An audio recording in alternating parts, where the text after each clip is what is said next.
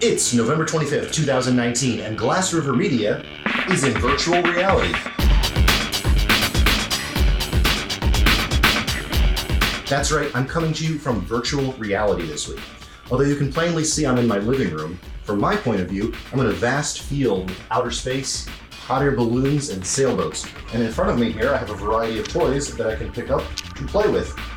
Things I can throw or bat around. And even though the room is small, the software protects me from walking down the stairs, for example. Whichever way I turn, it lets me know where the edges of my environment are. But within this space, I can play with my toys and do whatever I like. And this is exactly what we're doing with Glass River Media right now. As you know, we've had our TV studio in the back room for a while. We've decided to make the back room more versatile.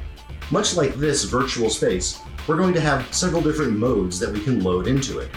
Last week, we spent some time lighting it to be a photo studio. This is something we can assemble in just minutes to be ready for anyone who drops by and needs a photo.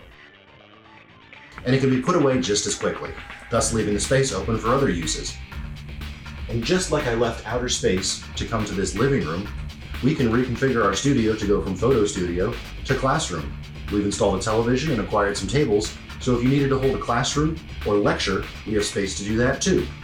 We're also adding different backdrops to our studio so it can be rented out for more than just the Kirk and Corey show. If anyone wants to do a podcast or a live to stream air or video game session, that's something that can be done and with their own style.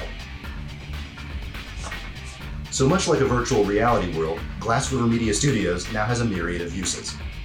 We'll be talking about more of those next week. Until then, stay busy, stay engaged, and I'll be back with more news next week.